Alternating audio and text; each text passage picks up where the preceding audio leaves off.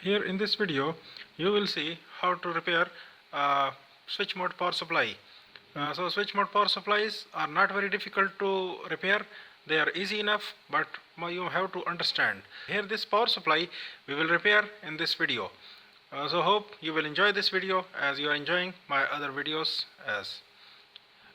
This video is presented by JLCPCB. The JLCPCB is offering 10 PCBs for your projects for only $2. They are offering this for free with free shipment. You can just make your Gerber files, upload them to their website, and they will offer the PCB to you. So they are offering 2 layers, 4 layers, 6 layers, and stencils. Here is the company. They are in this business since 2006. JLCPCB is your best PCB support company. Here in this video you can see we are just going to repair this power supply. We are attempting this power supply is bad. As you can see, this is not working. I will show you the troubleshooting techniques. I will not repair it. Instead I will diagnose the fault, what it is. I mean to say the power supply had been stopped working, so we will diagnose it. Here you can see this is the power supply connector, from where the phase and neutral 220 volt is entered in the power supply, and very close to such connector you can see 2 traces, which I am going to emphasize on. Here are the 2 PCB traces. They are burnt. As the tracks have been burnt and tracks are no more, just we can see the lines which are showing that there were tracks before. So these lines are connected here inside.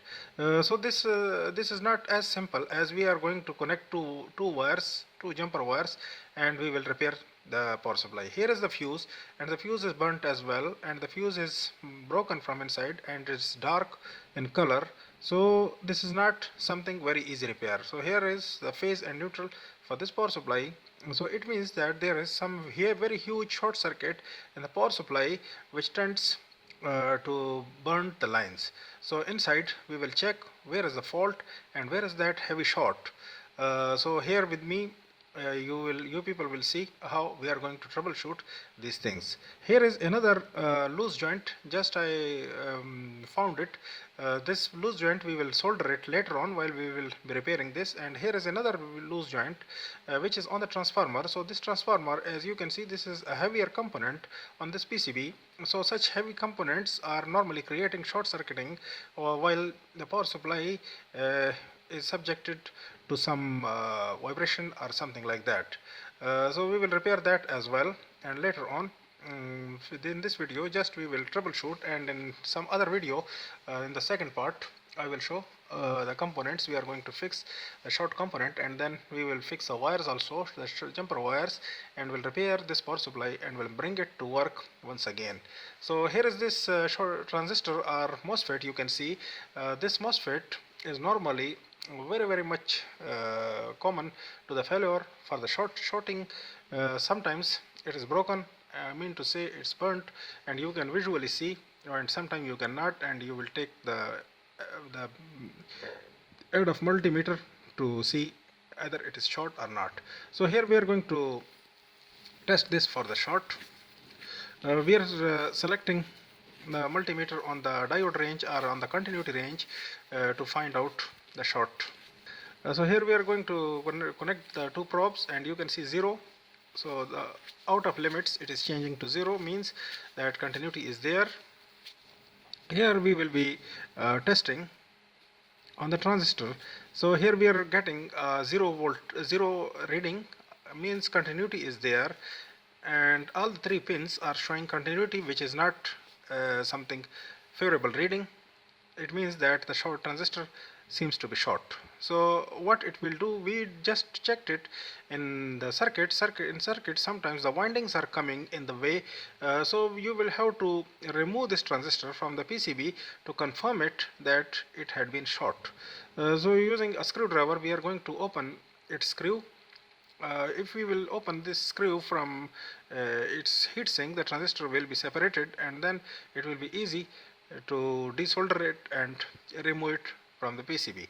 Sometimes these heat sinks are free, and sometimes they are fixed in the PCB. So in this case it is even free. Just we remove this screw, and later on you can see this plate, we can remove it. The heat sink, very narrow heat sink they used, very low quality design. So here we are using our soldering iron to desolder the 3 pins. Just we are going to melt the soldering on them at all the 3 pins. We are melting the soldering at the same time, and then we will just grab the transistor from the other side and pull it from the PCB. So this way it will be coming easily out of the PCB. So we removed it from the PCB. Here it is in my hand now, and the number is telling that it is some sort of FET. Normally they are using N-channel FETs in this, and we can Google it for further information what this component is. Normally they are FETs of some 4 ampere and 600 volt rating or something like that, as this is used in 220 volt power supply. So we are going to test it out of the circuit on the table, on the workbench. You can see, just grab the multimeter terminal, the probes, and then connect to the terminals of the transistor and just check. It is telling 0 reading. All the 3 terminals are showing 0 reading in between them. So 0 means it's a short, it's a huge short inside the transistor. That's why the traces have been burnt. So the only trace repair would not success the repair. Instead, these shorted components we must have to replace, and then we have to repair the shorted components. Then we have to repair the traces. So here this transistor was, you must have to see the orientation, because for the new transistor, while you will be fixing, the orientation is important. As the new component will come here on the heatsink, and then we will be fixing it like this as the older component was. So the orientation is important. Just keep it in mind how it was fixed. Anyhow, the marking is there on the PCB, and we can get benefit of.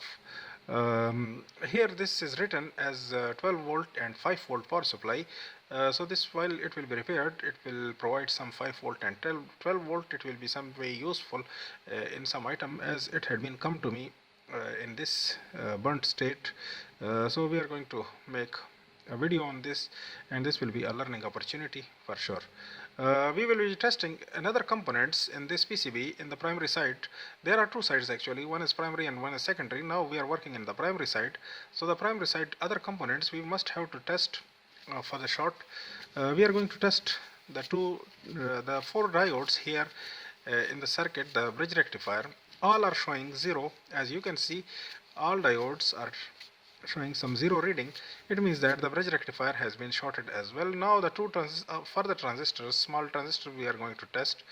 These transistors are also showing some short circuiting in the base emitter region.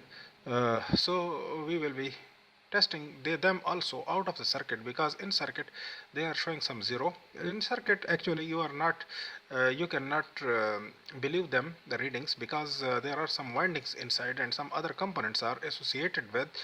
So sometimes good components are even showing bad results. And here is also, we have created one short which was while we removed the transistor. So we removed that short also. Then later on further we will be testing if again we will get some 0 reading. So this will be the chance to remove these transistors, and that will be the better way to test them out of the circuit. First you will have to attempt to test them in circuit. If they are reading good in circuit, there is no need to remove them. Or if they are have some suspected or bad reading in the circuit, you must have to remove them and test them on your workbench outside the circuit. So when we removed this one, we will test, and then later on the other one also we will be removing to test it further, to verify that it's short or not. So it's showing one diode is okay inside the transistor, as you can see, half readings. The other diode is telling short. This diode is telling short. So this base emitter region has been shorted. Now is the time to remove the other transistor as well, as one was bad. So maybe it will be the case that other will be bad, or maybe it will take the reading from this same transistor. So we will verify that. That's good enough to verify it before attempting to switch the power supply on. We should have to take care with all the semiconductors and all the possibilities to remove the short. So here you can see this is also telling the short in between the base and emitter region. So this transistor is shorted as well. Small two transistors, they are shorted. The other big MOSFET is also shorted. All the components we will be removing from, and now I am removing the diode, one diode from the four diode bridge rectifier. I am removing one diode to show you that that one is also short out of the circuit. We will test it, and probably the other diodes will be shorted as well. So we will replace all the four diodes if one is short, and probably it will be short because it was showing short in the circuit. We are testing it. As now you can see this is also short. It is giving some zero reading. So it's like a wire. It should not be. It should show some 0.5 reading, but it is not, and it is showing zero reading. So it means that all the four diodes in the bridge rectifier are also short circuited due to a burnt transistor or something like that.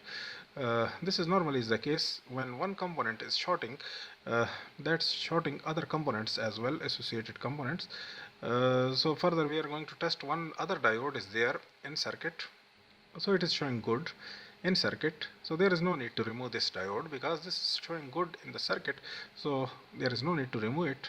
Now as you can see, these two small transistors, the bigger FET, and then four diodes we will need to repair this power supply.